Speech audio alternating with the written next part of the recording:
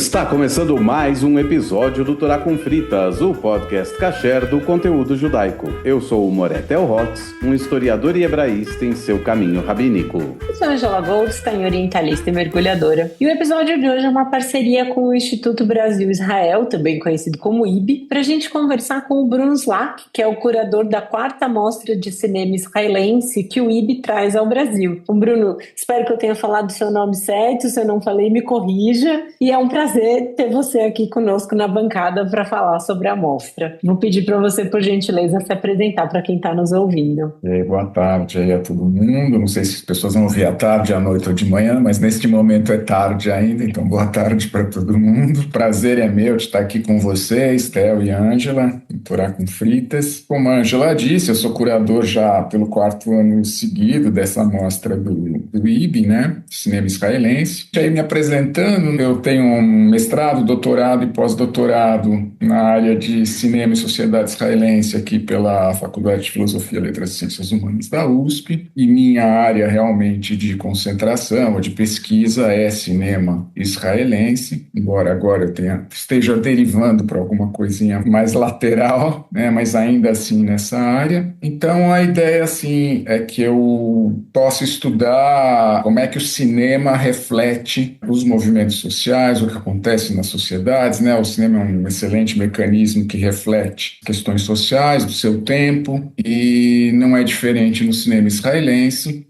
nesse sentido que as coisas vão acontecendo. Maravilha. Hoje nós estamos em absoluta maioria, né? Somos 3 Fefeleshers. Opa! Eu originalmente não sou Fefelesher, eu sou politécnico originalmente. Meu Deus!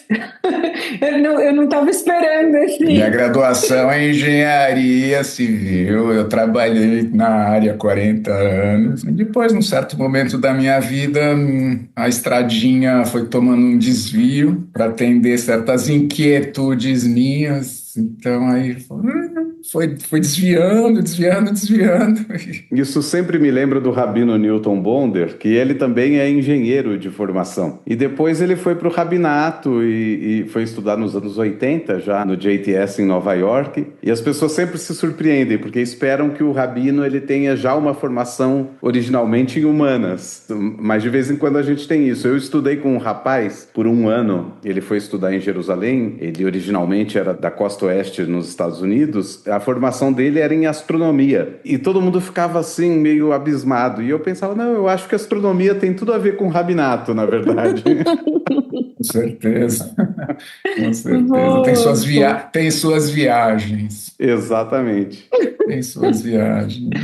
Muito bem. É que minha história é assim, né? Eu sempre tive muita ligação com o judaísmo desde infância, movimento juvenil, assim, muito fortemente. As questões do judaísmo, do sionismo, especialmente, sempre me interessaram autodidaticamente. Claro que no meu tempo, aquela questão de você vai ser engenheiro, médico ou advogado, e também não deixa meu lado exato não aparecer. Eu sempre gostei de matemática, essas coisas, então segui essa trilha, mas aí chegou um determinado momento, isso eu estou falando já 17 anos atrás, 18 anos atrás, em que, além da minha atividade profissional, eu sempre fui voluntário também, eu era vice-presidente da Hebraica, fui vice-presidente da Hebraica várias gestões, e sempre tive uma vida comunitária bastante forte, presente, por conta dessa ligação com o judaísmo e das minhas inquietudes. Aí chegou um momento que eu falei, cara, eu preciso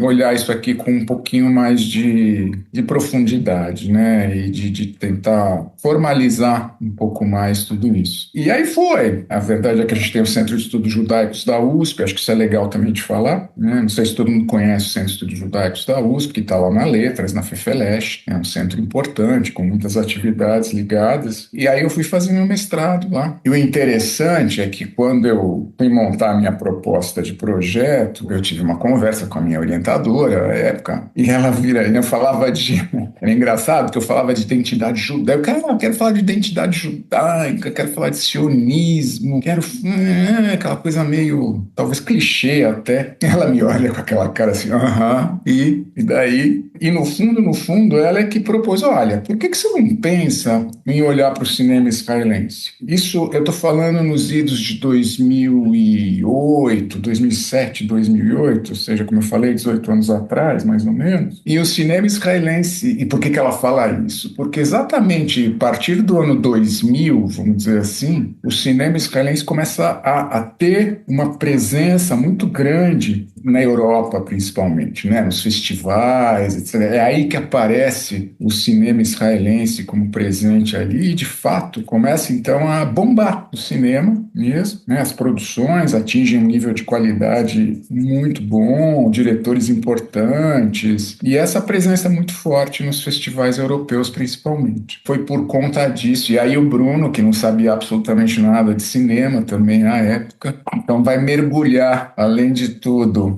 em formalismos ou nos academicismos da área de Israel, identidade judaica, e eu tinha que mergulhar para entender um pouquinho como é que é cinema, que eu não sabia absolutamente nada. E aí vai estudar, né? Vamos estudar e tá tudo certo. Eu acho que a gente podia começar um pouco por aí, Bruno. A nossa conversa foi muito interessante ouvir você falar da sua trajetória de ter que estudar cinema formalmente, né, para daí conseguir conciliar com a questão da sociedade. Porque quando a gente pensa em cinema no Brasil, a gente vai pensar sempre muito em filme americano de Hollywood, bem especificamente, né? De maneira geral no Brasil, né? A gente vai pensar em cinema, vai pensar nisso, que é muitas vezes o que passa em muitas salas de cinema fora de São Paulo, capital. Eu sou de Campinas, interior de São Paulo, e assim, às vezes para chegar a algum filme diferente do que fosse um filme nacional ou um filme americano era um pouco raridade, assim. Aqui em São Paulo a gente tem uma possibilidade muito, uma crise de Rio de Janeiro também, uma possibilidade muito maior de ter contato com o cinema de diversos outros países. Mas quando a gente pensa também, às vezes, em cinema do Oriente Médio, acho que vem muito a ideia do cinema iraniano, que vem ganhando espaço também há alguns anos, e agora também alguns filmes da Ásia e tudo mais. E aí, quando você começou a estudar cinema de maneira teórica, por onde você começou? Qual foi o princípio? Eu chego aí nessa tua parte da internacionalização, o cinema americano, né? Na verdade, quando eu comecei a estudar, era muito mais em cima de... Eu tinha que responder uma pergunta para mim que estava ligado a como é que o público, como é que o espectador enxerga ou vê o cinema, né, ver o filme, como é que ele lê este filme. Para poder fazer isso, eu tinha que estudar vamos dizer assim, dois caminhos que eu precisava entender, até porque eu não tive essa formação, que era o que compõe um filme. Então, antes de pensar em cinemas americano, russo ou de terceiro, né, eu tinha que entender como é que um filme acontecia. Isso chama-se decupar, né, decupagem, que é você entender que tem um roteiro, que tem uma trilha sonora, que tem iluminação, que tem montagem, que tem edição, que tem uma série de mecanismos na construção de um filme. Quem é um espectador leigo, etc., ele, de maneira geral, está indo para a sala de cinema ou até na televisão para se divertir, é um entretenimento, né? Muito mais do que olhar para analisar um filme como tal. Mas eu precisava fazer isso para poder ler a segunda parte, ou seja, como é que a gente recebe esse filme? Como é que cada um, o que ele percebe? Como é que ele confere significado para esse filme? É interessante porque, fazendo um comparativo com um livro, né, foi o Barthes que dizia, né, Roland Barthes, que dizia que um livro, né, história da morte do autor, etc., junto com Foucault, e Roland Barthes dizia que um livro na prateleira é só uma mistura de letrinhas. Ele não tem significado absolutamente nenhum. Ele só vai adquirir significado quando alguém lê esse livro. E cada um vai conferir um determinado significado para esse livro. Com o filme acontece a mesma coisa. Enquanto ele está numa prateleira, ele é um monte de imagens que não tem significado nenhum. Então, entender esses dois processos foi o que, nesse sentido de cinema, foi para onde eu caminhei. Principalmente porque eu queria entender como é que essa relação com a sociedade israelense, no caso específico. E aí é um outro assunto também. E focar e entender o que estava acontecendo, o que acontece, o que aconteceu na sociedade israelense. Mas a gente também pode deixar isso para depois. Com relação ao que você falou de cinema americano, eu te diria que também, até mais ou menos a década de 1970, eu te diria que você tinha três centros de produção de cinema assim, principais. Um era os Estados Unidos, obviamente, alguma coisa de Europa, principalmente na França, França era um centro importante de produção de cinema, vem Itália, vem Inglaterra, e esse é o chamado primeiro cinema, né? Esse cinema do mundo ocidental, principalmente que está baseado na forma americana de fazer cinema. É verdade que você tem a Nouvelle Vague, você tem o cinema novo italiano, que vão alterar bastante esse contexto, mas essa forma de fazer cinema americano, né, que vem do Griffith, lá de 1920 e pouco, ela se mantém praticamente até hoje, que é um cinema onde a montagem ela é oculta, vamos chamar assim, né? Parece que as coisas acontecem sem ninguém pôr a mão. Esse é um jeito do primeiro cinema, que é o cinema americano. O segundo cinema é o cinema russo. O cinema russo, quando a gente fala ali, a gente está falando de Eisenstein, a gente está falando de Vertov, que é um outro cinema, né? Principalmente na questão das montagens, da edição e das montagens, é um outro cinema. Esse é o segundo cinema. E que a Europa, em alguma forma, bebe um pouquinho mais também desse cinema russo. E aí, a partir dessa década de 1980, 70, começa a aparecer os terceiros cinemas. Então, se a gente fala em primeiro, segundo, a gente está falando agora no terceiro cinema. E o terceiro cinema está, vou chamar aqui da periferia, nas periferias. E é aqui que começa a nascer uma outra forma de cinema que vai beber nessas fontes também, mas vai também tentar inventar um outro cinema por conta que esses cinemas normalmente estão muito colados em questões políticas, principalmente. A gente está falando de movimentos de libertação nacional e cinemas colados em movimentos de libertação nacional. A gente está falando de exílios, a gente está falando de diásporas, a gente está falando de uma série de movimentos que também estão ligados a essas questões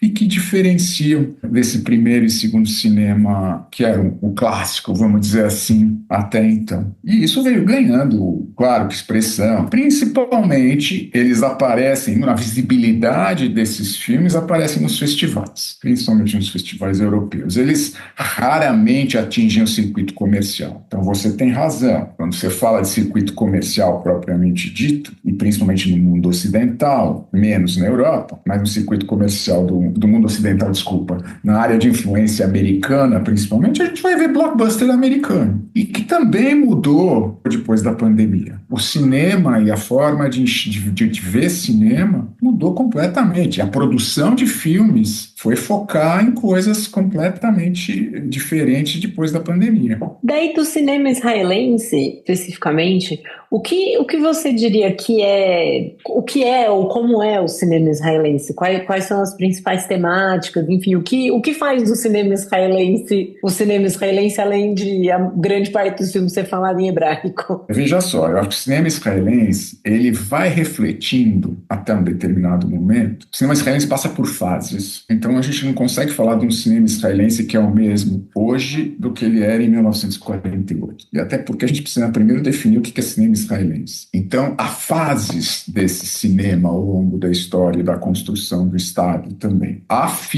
registros de filmes anteriores ainda à formação do Estado, filmes de 1934, 36, pouquíssimos, óbvio, em condições muito precárias, e eles são muito filmes de propaganda, na verdade. Eles são filmes de propaganda do movimento sionista para o público externo. Então, eles vão refletir esse ethos sionista e essa coisa da conquista da terra e mostrar para os judeus na diáspora como é bacana colonizar ou conquistar ou estar em Israel. São pouquíssimos, tem 2 ou 3 filmes, não tem mais do que isso, até 1948. Claro, tem a Segunda Guerra Mundial, então 1930, entre 39, 45, 48, absolutamente não acontece nada em lugar nenhum, na verdade. Fora filmes de propaganda mesmo. A partir da formação do Estado, eu diria assim, claro que com toda a precariedade que existe em Israel nos seus primeiros anos, de precariedade econômica, de segurança, etc., né, a absorção dos imigrantes, que era uma prioridade do Ben-Gurion, né, entre defesa e absorção de imigrantes, a agenda estava estava bem lotada. E recursos financeiros para cultura, pode-se dizer que não estavam no primeiro plano. Então a gente vai começar a ter algumas produções a partir de 1956. E essas produções vão passar por um primeiro momento do que a gente chama do gênero nacionalista heróico, utilizado dessa forma, porque são filmes construídos bem na chave do ethos sionista, da narrativa sionista, e que vão buscar heróis. O Sabra, né, o Sabra heróico, e esses filmes então vão ter essa personagem principal que é o novo homem judeu, que é o Sabra, e que está disposto a se sacrificar pelo país, ou seja, é muito mais importante o país do que a própria vida dele. E em muitos filmes dessa época, até mais ou menos 1967, os filmes vão nessa chave. Claro que melhorando de qualidade, e eles não são um movimento isolado no contexto mundial, esses filmes. Se você pegar, por exemplo, a questão da Argélia, você vai ter do Pontecorvo a Batalha de Argel, o filme. A Batalha de Argel, super famoso. A Batalha de Argel também está nessa chave desse gênero nacionalista heróico. Você vai ter Roma, Cidade Aberta, do Rossellini, que foi o primeiro filme feito depois da Segunda Guerra, 1945, também nessa chave, né, do sacrifício pela nação, do sacrifício pelo Estado. E o cinema israelense, então, vai um pouco nessa linha, nesses primeiros anos, até mais ou menos por aí. Não sei se vocês conhecem Yoram Gaon, famoso cantor Yoram Gaon. Yoram Gaon era o protótipo desse Sabra heróico, e ele fazia esses filmes onde ele era o herói. Tem um Casablanca talvez seja o mais famoso e tudo mais. Casablanca mas... não é nessa chave do herói, mas... Exato, né, porque ali Casablanca justamente foge dessa chave. Aí já pega uma outra, já é um pouco posterior a isso, inclusive. O filme chama... 73, alguma coisa assim. Por aí, se não mais. O filme, como é que chama o filme? A Pritzá Agdolá, chama em hebraico, é um filme bem nesse gênero. E esses filmes já começam, principalmente na década de 60, 70, eles já começam a colocar o árabe, o palestino, né? Essa entidade, o palestino, nesse momento também não é uma entidade clara, não é uma coisa clara, mas o árabe como o inimigo e o mal já tenta identificá-lo com os nazistas, etc, etc. Então, essa primeira época do cinema israelense está nessa chave, E isso vai, Theo, até mais ou menos 1970 e poucos, e aí começam dois tipos de movimentos diferentes no cinema israelense, principalmente na década de... A década de 70 fica marcada, começo dos 80, por filmes que se chamam burecas. Já ouviram falar nisso? O cinema burecas. Eu descobri hoje, enquanto eu estava pesquisando para falar sobre os cinemas. Eu achei maravilhoso o nome, Bruno. Vou pedir para você explicar para quem está nos ouvindo primeiro o que é uma bureca e depois por que tem esse nome. Eu explico o que é uma bureca. Uma bureca, para quem mora em São Paulo, eu vou dar uma dica, que é conhecer a Casa Búlgara no Bom Retiro, onde comem-se as melhores burecas de São Paulo. Na Casa Zilana, aqui na rua Sergipe, em Higienópolis, também tem burecas boas. Ela é uma massa, né? Meio folhada, assim. Uma massa folhada. Uma massa folhada. É tipo um pastelzinho triangular, normalmente, com uma massa folhada e recheios distintos. Variados de espinafre, né? Cogumelos. E você já deu a pista por que chamou Sirtei Burecas. Porque eles vêm da Bulgária. E Bulgária é basicamente a Sefaradi, né? Os judeus Sefaradi tem na Bulgária, né? Então, a temática dos filmes burecas são exatamente a questão da imigração, da absorção dos imigrantes judeus que foram expulsos dos países árabes em 1948, que são chamados de Mizrahim, que são chamados, né? Esses são os Mizrahim que vêm dos países árabes, Iraque, Síria, Líbia, né?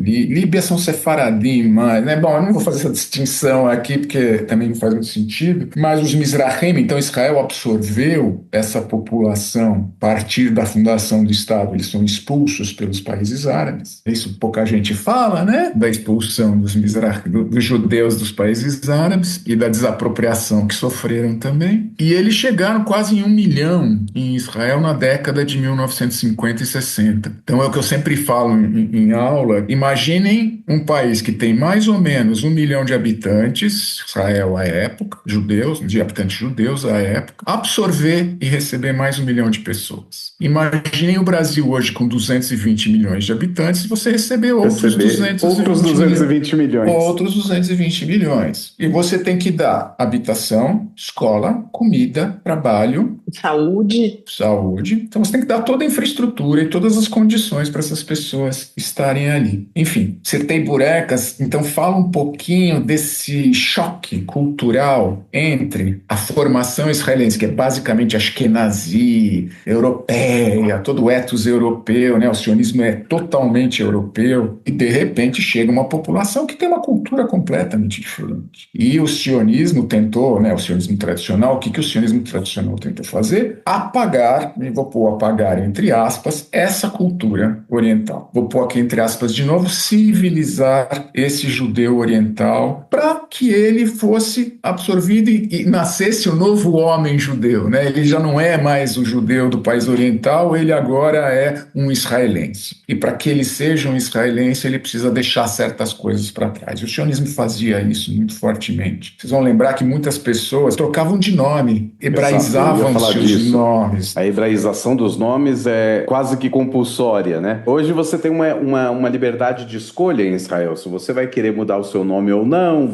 é uma decisão sua. E durante muito tempo, não. Você chegava em Israel e alguém te dava e te impunha, esse vai ser o seu nome agora. Era uma hebraização quase compulsória, o que não deixa de ser uma violência. E essas populações vão formar também uma população mais periférica de Israel. Sim, e economicamente então, falando. Claro que sim. Então essa absorção não podia se dar nos centros mais, porque nem tinha.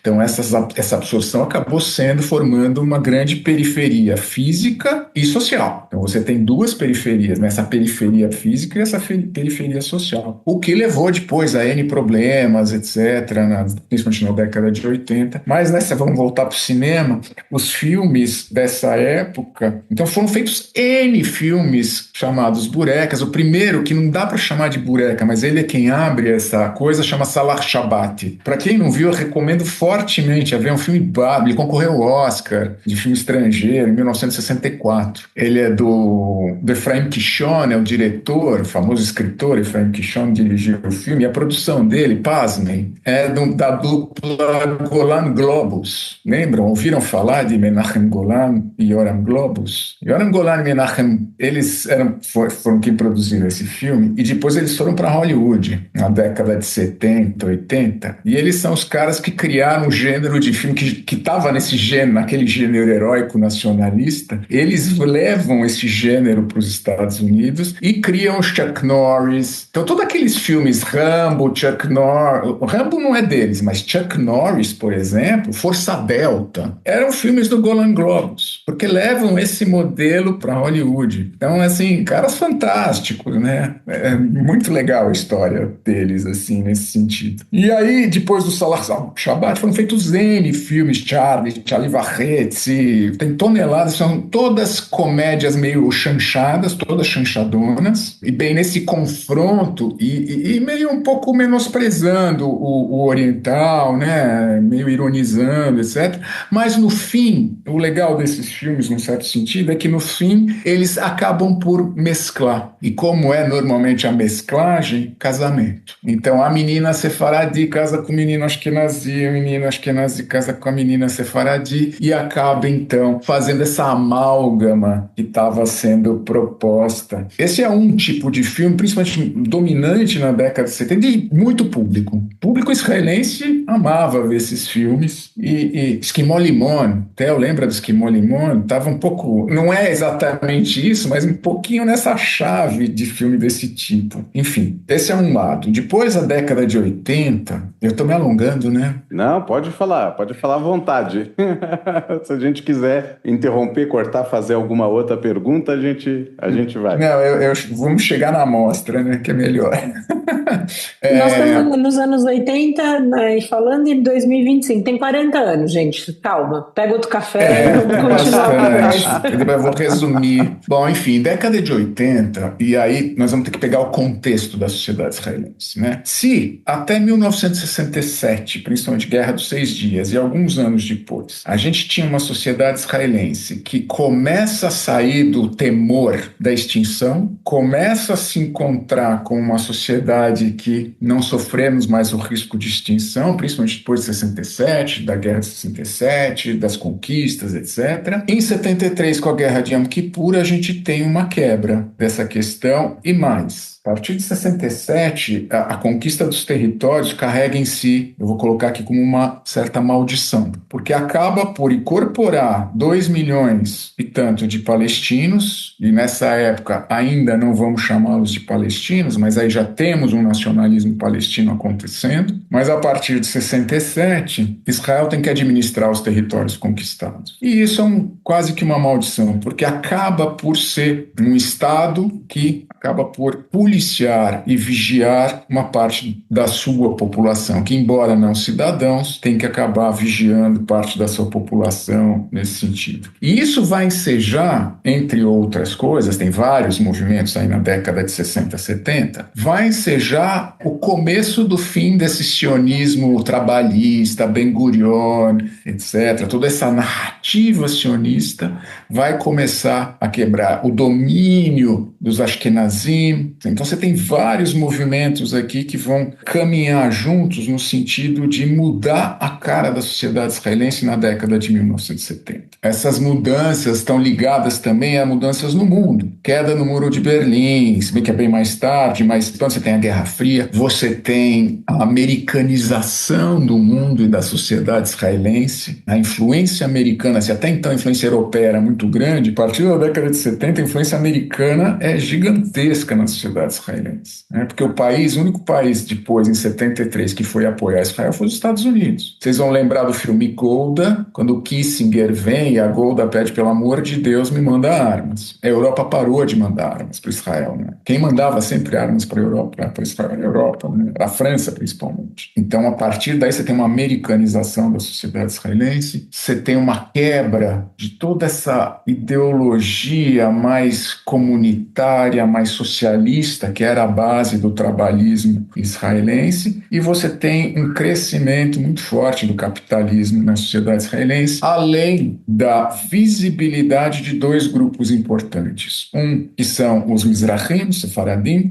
principalmente com a formação de um partido chamado Shas, que também é religioso e é religioso Mizrahi. Então essas 2 forças, que são os Mizrahim e os religiosos, que começam a ganhar terreno nessa década de 1970, vão mudar a cara política de Israel e culminam com a eleição de Menachem Begin em 1977. Também nos anos 70 que começam a surgir, eu estou ouvindo você falando agora e pensando que talvez tenha algo de americanização também nisso, quando começa a surgir os movimentos de direitos civis, justamente por parte dessa população Mizrahi, os Panteras Negras israelenses e tudo mais. Tem toda uma história aí também que às vezes é pouco comentada ou pouco conhecida ou menos conhecida na história da sociedade israelense, mas que é, de certa forma, um reflexo também do que está acontecendo nos Estados Unidos e está entrando... E no mundo, né? Você também vai ter, nessa época, até, eu vou dizer, uma segunda fase dos movimentos de autodeterminação nacional. Não esqueça também da influência soviética à época nos países árabes. Por que os Estados Unidos vêm e dão apoio a Israel a partir de 73? Porque a União Soviética vem e pega todo, né, Egito, Síria, Iraque, como zona de influência. Obviamente, os Estados Unidos vão se contrapor a isso com quem? Com Israel. Então, Israel é a sua ponta de lança no Oriente Médio para contrapor a influência soviética nesses países todos nesse tempo. Então, no cinema, o que acontece nessa década de 80, principalmente? O que está acontecendo? Israel está sofrendo uma crise identitária fenomenal. A sociedade israelense não sabe muito bem o que fazer. Então você está com territórios ocupados, você está colonizando territórios, você está passando por essa americanização, você está com aquele ethos socialista indo embora, os kibbutzim estão começando a declinar, capitalismo, americanização. Então o cinema vai refletir esse movimento, que é assim, a crise de personalidade da sociedade israelense na década de 80 e 90. Então filmes que vão aparecer nessa época refletem esse momento. Filme icônico, emblemático e que é precursor, filme, se não me engano, é de 82, chama Haim al-Pi Agfa, Life According to Agfa, do Assi Dayan, o diretor é o Assi Dayan, não por acaso filho de Moshe Dayan, o general, e é um filme assim icônico dessa coisa, recomendo para quem conseguir assistir, é pesado, mas ele vai refletir muito isso. Assi Dayan, para quem não conhece, como eu disse, filho de Moshe Dayan, ator fenomenal. Lembra que eu falava dos filmes heróicos? Assi Dayan era um cara muito bonito e ele era um desses heróis. Ele fazia esse papel do soldado, né? Depois ele degringolou. Degringolou inclusive como pessoa, né? Assim, pessoa no sentido de drogas, álcool e foi por aí. Mas um cara fenomenal. E ele está muito à frente. Não sei se vocês vão lembrar da série de televisão, a original, que era Sessão de Terapia, o Betipul, né? Betipul em hebraico é a original, foi criada em Israel, depois foi comprada por todo mundo. O psicanalista era o Assi Dayan. O psicanalista na série Betipul era o Assi Dayan. Assim, tem muito filme com Assi Dayan, mas um filme que eu acho também já no tempo que ele já estava mais gordo e grande, que eu acho fenomenal, que é um filme sobre ortodoxia, que chama Hufshat Kites. Em hebraico isso quer dizer férias de verão, mas o título em inglês que recebeu em inglês foi My Father, My Lord. Em hebraico é Hufshat Kites, em inglês My Father, My Lord. É um filme lindo, lindo, lindo, do Davi Volach. Filme muito bonito, que o Assi Dayan é o ator principal. Então essa década até, vamos dizer assim, meados dos anos 1990, você tem um cinema israelense muito refletindo essa confusão, o que faremos, o que não faremos, e ele vai refletir muito isso. E aí ele passa a ser o que se chama de um cinema intimista, um cinema mais de identidade, e por aí vai. Já mais tarde o Assi, ele dirige os 92 minutos do Sr. Baum, já é bem mais tarde, ao final dos anos 90, mas ele tem muito essa característica, porque o filme basicamente se passa dentro da cabeça do Sr. Baum, e é um tipo de filme que as pessoas ou gostam muito ou não entendem. É a mesma coisa com o Haim al-Pi Agfa também. Exato. Também. Você entra dentro do personagem, no final das contas. É um filme bem bacana também. Eu deixaria aqui ele recomendado. Depois eu vou pegar os nomes certinhos pra gente colocar na lista de dicas que a gente vai colocando aí pra quem tá ouvindo poder assistir. Difícil achar. Você sincero, muito difícil achar. Eu ia te fazer essa pergunta também no fim, mas já que a gente entrou no assunto agora, eu acho que a gente pode fazer essa pequena digressão, que é isso, assim, pensar nesses tipos de filme, alguns que podem estar na mostra, não sei desses que você tá falando quantos estarão, se algum estará, mas de como a gente consegue acesso a esses filmes, porque isso é uma coisa muito louca da internet, porque eu fui criada indo fim de semana com meu pai na locadora para escolher um filme, e aí você tinha, para quem é jovem e nos ouve, era assim, fisicamente entrar no catálogo da Netflix. Então imagina que você entrou no catálogo da Netflix e você tá ali passando o nome de todos, você pode pegar o filme fisicamente. Era isso que a gente fazia até o começo dos anos 2000, mais ou menos. Pô, você não lembra o nome da locadora principal? Como é que chamava mesmo? 2001 Vídeo. Não, essa era 2001. A 2001 era bacana, que tinha filme diferente, mas qual era a locadora Exato. bacana? Lá, quando a Ângela pergunta onde acessar, era esse o endereço. Quando eu quis assistir os 92 minutos do Sr. Baum, eu não tinha dúvida, era isso, mas a locadora principal era Blockbuster. E que não é à toa que ela chama Blockbuster, porque o que ela tinha de filmes? Os Blockbusters, né? Em Campinas demorou para chegar a Blockbuster, gente. Lá eu ia na 100% vídeo e na The Point. E a The Point no comecinho dessa época tinha muita locadora. Cada 3 ruas tinha uma locadora, né? Depois todo mundo quebrou, todo mundo quebrou. Do mesmo jeito que quem alugava a linha de telefone, assim, então umas coisas que não existem. Você conta, ficou um negócio folclórico, né? Mas essa The Point Video era uma perto da casa onde eu morava, e aí, assim, os filmes mais recentes, eles tinham ali a fita VHS exposta. E aí eles tinham uma parte do catálogo, na fita VHS ela tinha um papelzinho, né, que ele ia inserido na embalagem. O que eles faziam? Eles tiravam esse papel e colocavam num catálogo. Porque como a locadora era pequena, esses VHS não ia dar para deixar tudo exposto. Então eles deixavam os menos alugados na parte de cima. Então você ia ali no catálogo, tipo, lia a sinopse, falava, eu quero alugar esse aqui. Daí a pessoa ia lá em cima, pegava e trazia para você. E aí esses eram os filmes mais diferentes, os filmes europeus, os filmes talvez um pouco mais antigos, né? E tinha uma outra locadora que chamava Hobby Video, em Campinas, que você ia, tinha uma parte dos filmes mais antigos. Então tinha uma sessão, eu assisti vários filmes tipo dos anos 50, 60, com a minha mãe que a gente foi pegar, e esses filmes a gente pegava às vezes não só porque, legal, vamos ver um filme diferente de um blockbuster que tá passando, mas porque eles eram mais baratos. E a gente tinha mais dias pra devolver, porque se você alugasse Titanic, você tinha que devolver no dia seguinte, custava mais caro. Tinha esse detalhe.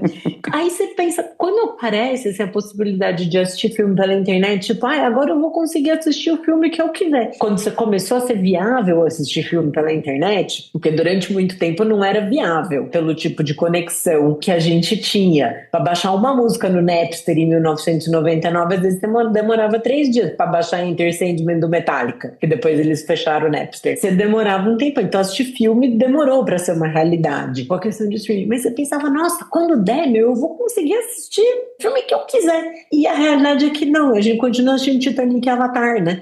Ou os atuais. Os blockbusters. Os atuais, que é uma coisa muito louca, né? Porque você pensa, nossa, eu queria ver uns filmes diferentão, umas coisas assim. Você tem algumas plataformas A que Mubi tem isso. alguns, né? Tem uma que chama Filmica, que acho que tem também. A Mubi tem uns filmes bem legais.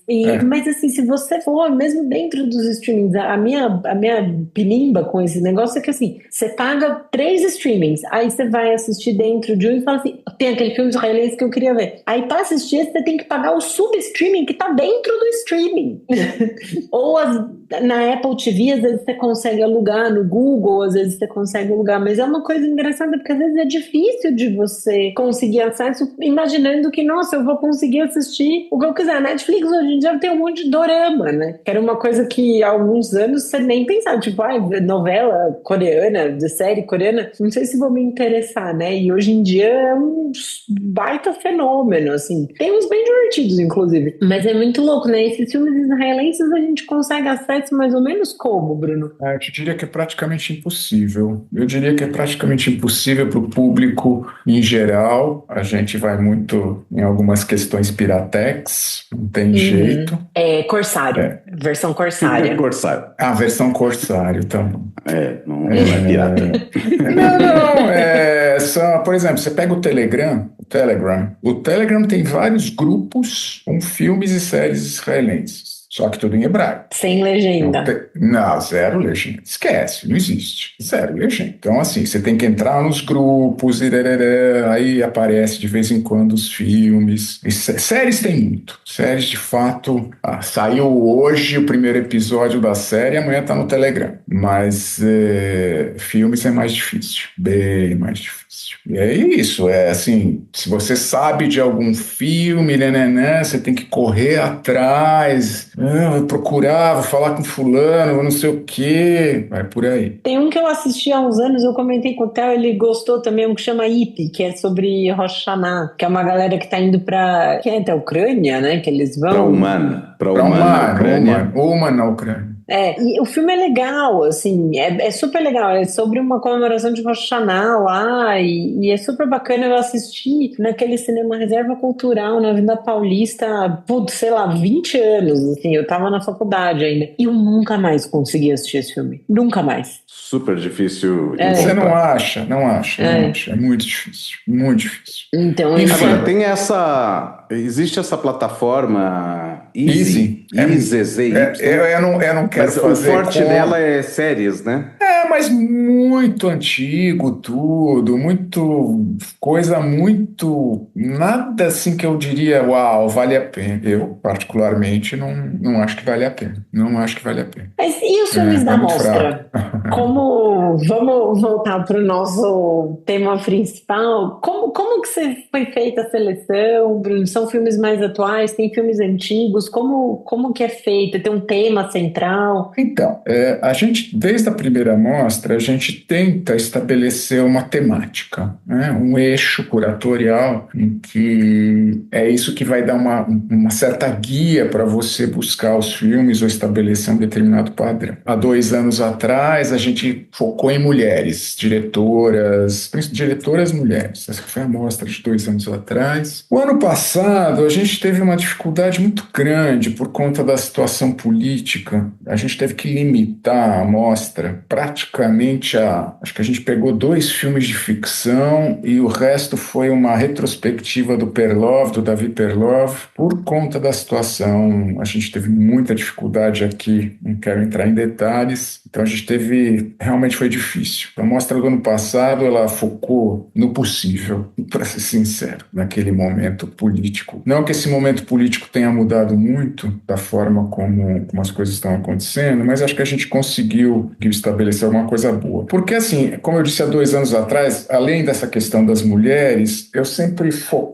gente sempre focou ou pensa na diversidade da sociedade israelense, para tirar dessa unidimensionalidade do conflito. Israel é conflito. Não, Israel não é o conflito. Israel tem N outras dimensões, que é o que vai acontecer no cinema de Israel a partir dos anos 2000. A partir dos anos 2000 explode essa coisa da diversidade no cinema, dos vários grupos, das várias etnias, das várias situações sociais e econômicas. A partir dos anos 2000 você tem uma explosão de diversidade no cinema israelense. E esse foi um foco na mostra de 2 anos atrás, exatamente mostrar o quão diversa é a sociedade israelense, através dos olhos do cinema. Esse ano, agora aqui de 2025, o que a gente procurou trazer foi ir para o lado não do social, não da sociedade, não do grupo, mas das pessoas. Assim, o foco foi trazer a humanidade, buscar mostrar ou buscar trazer filmes em que as pessoas são pessoas. Por quê? Porque eu acho que a gente está vivendo tempos de desumanização, de polarização, em que a gente esquece a feição humana das pessoas. Até se a gente for pensar em rede social, a gente for pensar em todos esses movimentos, a gente acaba esquecendo que as pessoas são seres humanos, pessoas que acordam, dormem, mandam os filhos para a escola, comem, vão para o supermercado, trabalham, sofrem, doem, riem, choram. E a ideia dessa mostra aqui, a escolha dos filmes dessa mostra, foi muito nesse sentido. Vamos mostrar as pessoas, com seus dramas, com suas questões. E essa foi a linha curatorial que a gente propôs aqui, e acho que o resultado é muito interessante nos filmes, sabe? A gente também sempre procurou também fugir, como eu disse, conflito. Claro que o conflito está lá. Não dá para dizer que o conflito não está lá. O conflito está lá, da mesma forma que a gente aqui no Brasil. Claro, a gente vai falar de nós ou das pessoas também, mas não dá para esquecer que você está permanentemente em violência, que você está em permanente polarização. Isso tudo está pairando sobre o tempo todo. Então, é parte, mas o foco aqui não é esse. Esses são os filmes que a gente trouxe. Eu acho que a gente está propondo que as pessoas se identifiquem com as pessoas, que as pessoas enxerguem as pessoas. E são filmes de épocas diferentes ou são todos recentes? São todos recentíssimos, na verdade. Esse ano, principalmente, a gente trouxe filmes que são todos a partir de 1922, a maioria deles é de 2024. É de 2022. 2022. O que eu falei? 1922? Sério? Uau. Não, 2000, desculpa. 2022. Uau. Você viu que a gente esboçou um risinho, assim, você falou... Eu vi, eu olhei estranho. Nossa, que bom. 1922. Nossa. Não. Tem um filme que acho que é de 2022, o resto é tudo 2024. Legal. São filmes Nossa, bem recente. novérrimos. Bem recente. Novérrimos, todos. Há alguns anos eu me lembro de ter visto um filme da Mostra que eu achei legal porque ele não era tão recente, era um filme que eu andava querendo ver. Tem meio como se fosse uma trilogia, que é a história da Viviane Amsalem. E eu tinha assistido ao primeiro, o Gate, que é quando ela finalmente Na consegue. verdade, Goethe é o assim, último da trilogia. eu comecei pelo fim, que é quando ela consegue finalmente se separar daquele inferno, daquele marido dela. E eu acho que esse filme deve ter uma diferença muito grande, assim, quando ele é assistido por uma mulher e quando ele é assistido por um homem, porque, nossa, é um nível de desespero. Eu acho que, assim, por mais que vocês, homens que assistam, fiquem com algum tipo de angústia, vocês não conseguem alcançar o desespero, que a gente, você fala, meu Deus, esse marido!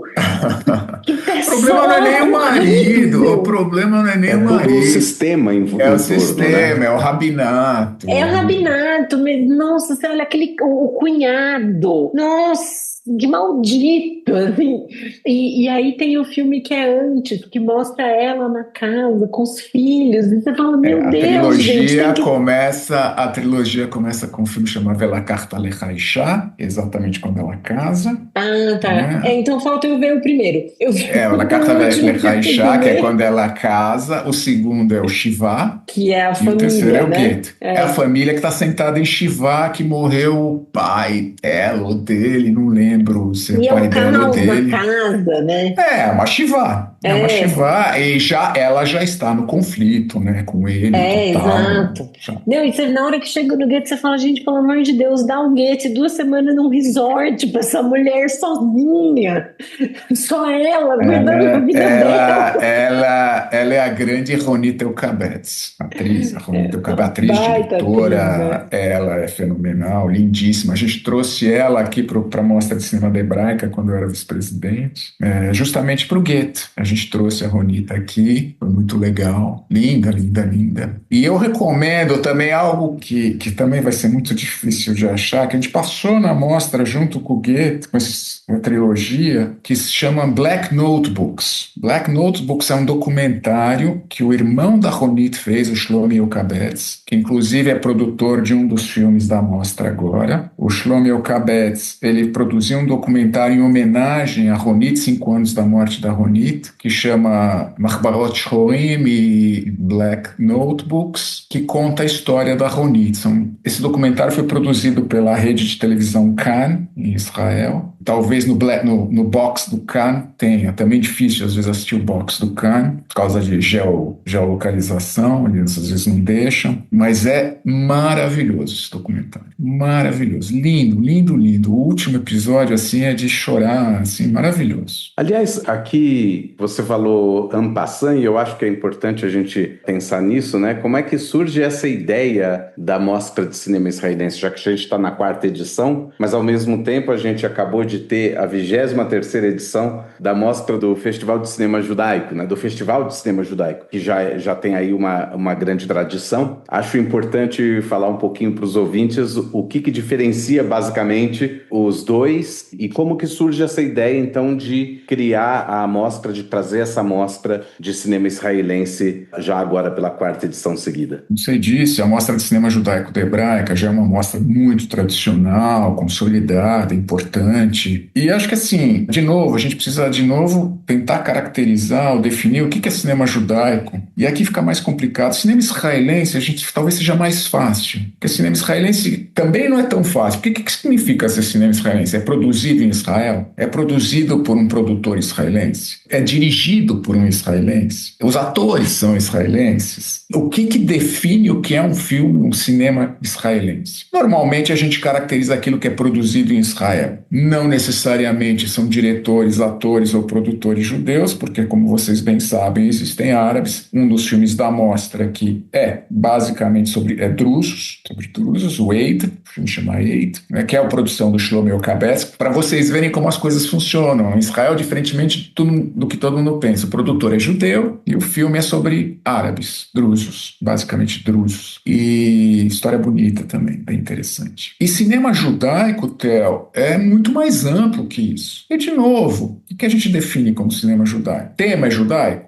Os atores são judeus? O diretor é judeu? O produtor é judeu? Como é que a gente define? Acho que a gente pode ser não tão rigoroso e basicamente dizer assim, né? Tudo que envolve, de alguma forma, uma temática judaica passa a ser considerado cinema judaico. E acho que é assim que a Mostra de Cinema da Hebraica... E aí pode ter filmes tanto israelenses quanto filmes de qualquer lugar do mundo. É um festival mais diaspórico até, exatamente. Né, majoritariamente diaspórico. Majoritariamente diaspórico. Há uma preferência do Festival de Cinema Judaico por produções americanas, por produções até latino-americanas às vezes, algumas europeias. É muito mais amplo o olhar sobre o cinema judaico do que especificamente o cinema israelense. O cinema israelense está contido no cinema judaico e vice-versa não vale. A mostra do IB nasce na missão do IB, né? Como o IB é o Instituto Brasil-Israel, o foco do IB é tratar sobre Israel, falar sobre Israel, trazer Israel com um olhar um pouco, não vou eu defender o IB, né? Mas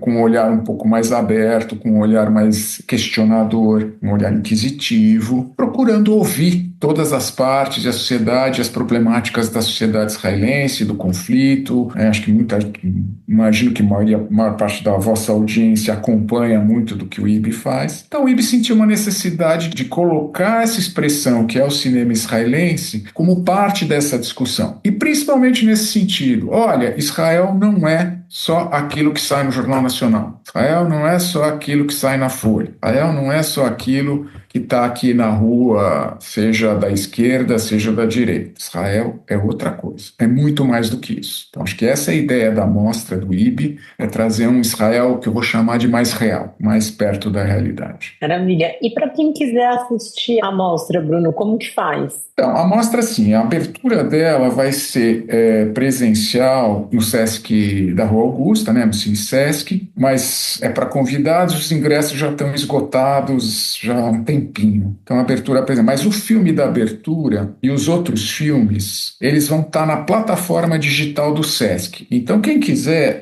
procure Sesc Digital, Cinema em Casa. Então, a partir do dia 10, todos os filmes vão subir para a plataforma. Sesc Digital, Cinema em Casa. Só dar essa busca, você vai cair na plataforma do Sesc, a partir do dia 10 vai ter lá uma tarja, etc., que vai te levar para a mostra de cinema israelense. E aí você pode assistir quando quiser, da forma como quiser. E, finalmente, o encerramento da mostra vai ser um filme que chama Holding Liat, que é um documentário, desse ano, de 2025, na verdade, sobre a Liat que foi levada para Gaza, foi sequestrada, né, no Nova, etc., foi levada para Gaza, o Nir Oz, não lembro, acho que é de Nir Oz. Nir Oz. Ela foi levada de Nir Oz, foi libertada depois, mas é a busca dos pais da Liat na bagunça que era de ter informação do que está acontecendo e não sei o quê. Então é um filme que vai refletir, de alguma maneira, esse aspecto pessoal, mais do que o conflito em si, mas assim, os pais dela na busca por informação, por saber o que está acontecendo. E esse então vai ser no MIS, no Museu da Imagem e do Som, no último dia da mostra. Entre isso tudo, a gente, não sei se você quer que a gente fale dos filmes, um pouquinho. Acho que era bom, talvez, falar de uns 2, 3 rapidinho. Filmes que você ache mais importantes. Ou pra mim, eu acho que todo mundo deve assistir tudo. Sério, numa boa. Claro, acho que todo mundo deve assistir tudo. Realmente são filmes muito legais, realmente. Bom, a gente vai abrir com Soda. Soda é um filme que, ele, apesar de estar presencial na abertura, ele vai estar na plataforma. E é um filme que vai mostrar sobreviventes do Holocausto que vão para Israel, na década de 1950. E acontece lá um conflito que a mulher, ela é identificada como se tivesse sido um capo num campo de concentração. Enfim, e essa história, o filme é estrelado pelos atuais blockbusters israelenses, que são Lior Haz e a Rotem Sela, que são os blockbusters israelenses hoje. O filme é legal. Então, a temática dele é essa. Claro que vale a pena assistir. Halissa é um filme de outra atriz fenomenal, que é a Noa Kohler. Noa Kohler é uma grande atriz israelense. E ela é uma enfermeira que não consegue engravidar. Ela é uma enfermeira que cuida de recém-nascidos, de Pat Halav, na parte. E ela quer engravidar e não consegue. Então, é toda essa história pessoal dela, esse conflito dela, e de mães solteiras, de mães problemáticas que levam os filhos nessa coisa toda. E ela que quer engravidar e não consegue. Depois a gente tem o Wade, que eu já falei, que é essa história de um rapaz druso, que tem uma pseudo-namorada virtual em Paris, né, que ele fala por Skype com ela, mas a família o obriga a se casar ali na aldeia drusa, e ele é um cara que quer fazer teatro, escrever roteiro, né, roteiro para teatro. Então esse conflito dele com essas identidades que ele tem que conviver e com a família. O filme é todo falado em árabe e é bacana. Road to Eilat é um filme, assim, aqueles road movies, né? É pai e filho que tem que ir para Eilat, eles vão de trator a 30 por hora. E óbvio, né? Como road movie, o foco é a relação dos dois, né? Desse conflito pai e filho. E então é uma DR durante a viagem de trator para Eilat. Muito bom. Não, é interessante pensar nisso, aqui trazendo para o ouvinte, né? Eilat é o extremo sul mesmo de Israel. Quer dizer, é o lugar hoje que é o lugar mais longe para se chegar de ônibus sempre, né? É a maior viagem que você pode fazer comprando lá da Tahana Merkazit de Jerusalém, é para Eilat. As pessoas se programam para ir para Eilat porque precisa realmente de um tempo grande de deslocamento. Indo a 30 por hora num trator Deve ser surreal, né? E pelo que consta, um calor, né? Assim, sim, absurdo. Absurdo. Deserto, né? Você atravessa o deserto. Você passa pelo Negev, passa pelo deserto você passa pelo Aravá. Então é o Negev, Aravá, e até chegar em Eilat, que é esse balneário, mas é um balneário também quase fervendo a água, né? É super quente. É onde tem bons pontos de mergulho em Israel, né? Porque é o maior maravilhoso. Meu melhor mergulho foi em Eilat. Você sabe que eu morro de vontade de falar, nunca fui. Eu tenho um amigo que trabalhava numa escola de mergulho, me chamou várias vezes para trabalhar com ele. Nossa, nunca fui. Meu melhor mergulho foi em Eilat, apesar dos 45 graus de temperatura. Mas o irmão dele era mergulhador. A gente trabalhou junto na Tailândia. Eu e esses dois israelenses eram irmãos muito engraçados, assim. E um deles foi trabalhar em Eilat e o outro, lembro que ele falava para mim, não. Eilat is where dive instructors go to die. Que ele falava, é horrível trabalhar lá com mergulho. Ele falava, são os piores clientes.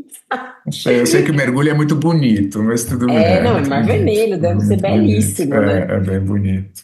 Bom, enfim, Road to Eilat. Né, Depois a gente tem um filme que chama Real Estate, que é um casal que é despejado em Tel Aviv, um casal que ela está grávida, um jovem casal. Então ela resolve que eles vão procurar um apartamento em Haifa, que é a cidade natal do marido. Então um dia eles procurando o apartamento em Haifa. Claro, de novo também conflitos e relação, etc. Nesse universo da busca do apartamento em Haifa. Para quem já precisou procurar apartamento alguma vez na vida, vai se identificar, né? Bom, vamos lá. E por fim, a gente tem o Cabaré Total, que também é a história de um cara que volta de Miluim, que é um ator fracassado, tem desejos de ser um ator, e ele acaba indo para a cidadezinha pequena dele, e ele acaba fazendo teatro no centro comunitário lá da cidade, e cria um cabaré, né? Ele cria um show de cabaré na escola local. E por fim, ele tem seus dilemas ali também, né? Identitários, do que ele vai perseguir na vida, etc. Então, como você perguntou, quer assistir tudo? Eu fiquei com vontade de ver todos, né? Que você tem razão.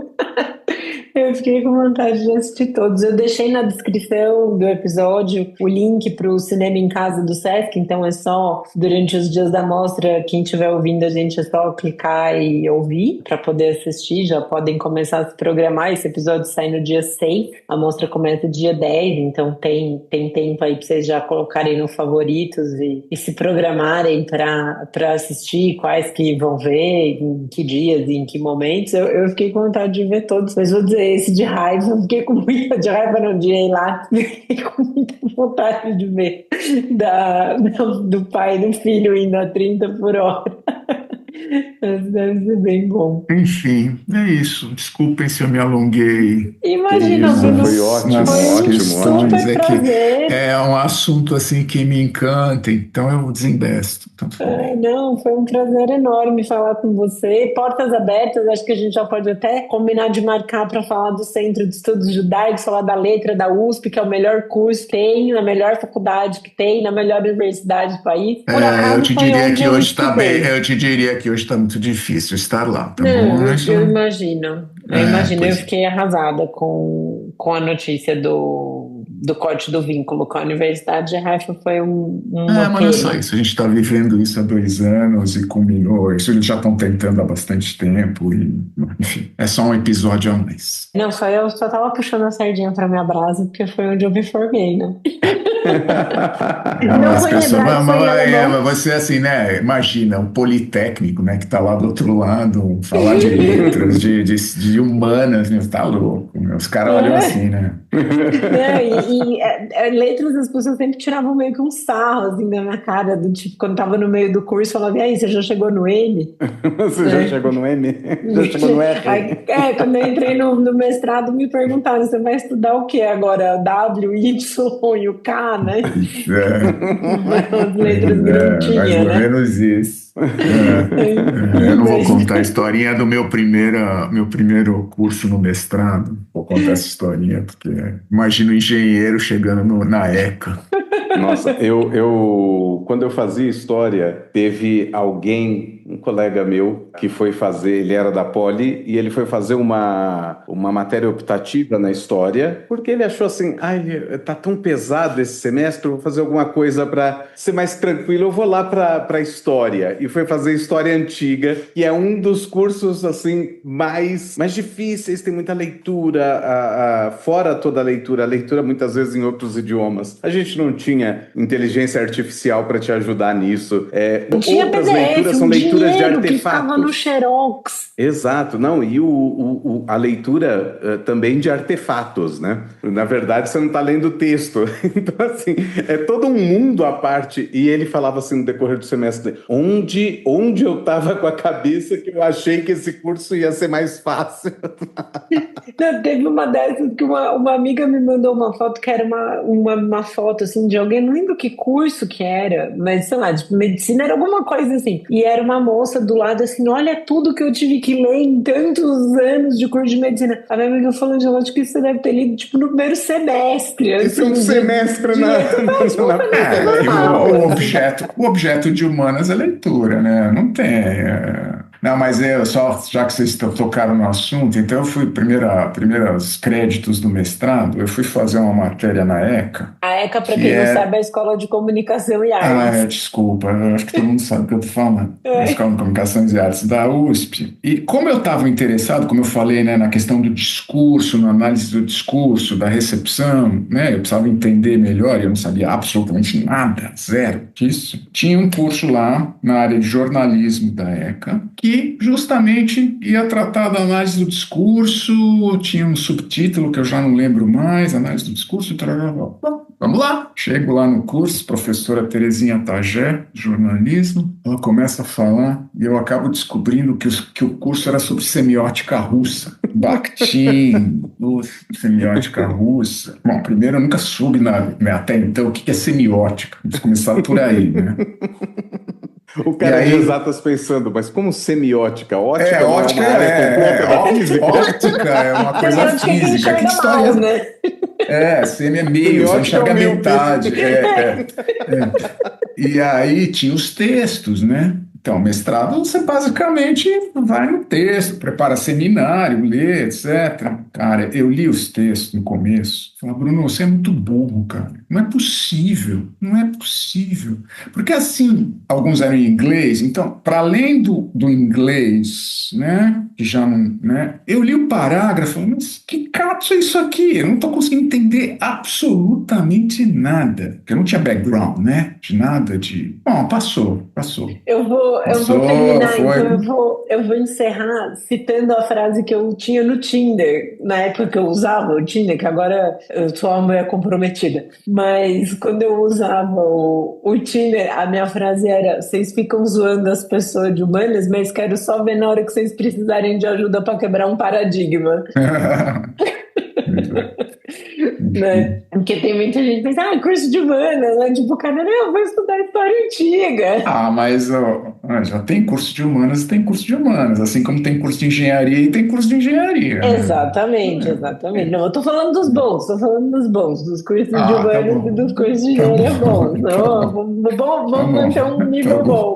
Vamos lá. Lembro na época que eu entrei na história, porque isso acontece dentro das humanidades também, viu, Bruno? Quando eu entrei na história, você está esperando fazer curso de história. A primeira matéria que você faz é de metodologia de história e outra de teoria da história, que são basicamente filosofia e sociologia da história. Então é um outro mundo que você tem que entrar de uma hora para outra, e termos que você não tem a mínima ideia de onde surgiram. Você procura no dicionário e não consegue entender a definição que aparece no dicionário. Exatamente. Você se sente a pessoa mais burra do universo. É isso mesmo. É realmente entrar num outro mundo, numa outra linguagem. Muito interessante. Com certeza. Muito bem. Bom, Bruno, já fica então o convite para você voltar. Já demos aí um gostinho, acho que para quem está nos ouvindo, sobre como vai ser o episódio sobre o Centro de Estudos Judaicos da UTS. Agradeço demais ao IB por ter feito a ponte para a gente conversar com o Bruno hoje. Foi muito bacana falar sobre cinema israelense. E lembrando que vocês podem assistir aos filmes da mostra a partir do dia 10 de novembro de 2025 no Sesc Cinema em Casa. O link está na descrição do episódio, assim como estão as dicas dos filmes que a gente foi falando aqui ao longo da nossa conversa de hoje. Bruno, super obrigada.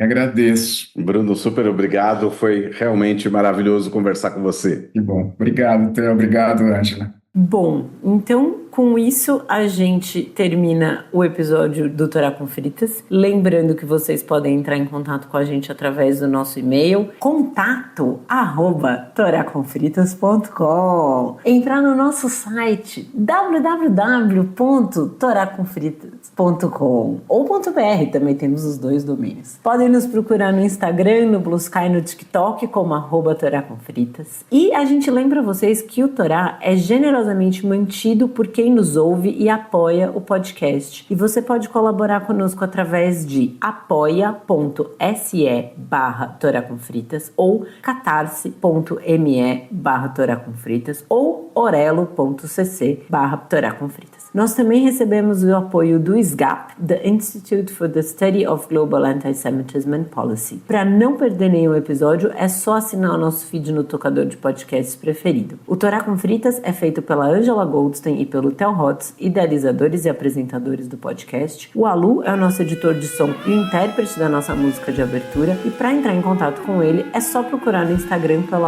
@alusanto. A nossa identidade visual é da Maia Batalha. Muito obrigada a todo mundo que nos ouviu até agora. Muito obrigado e até a próxima!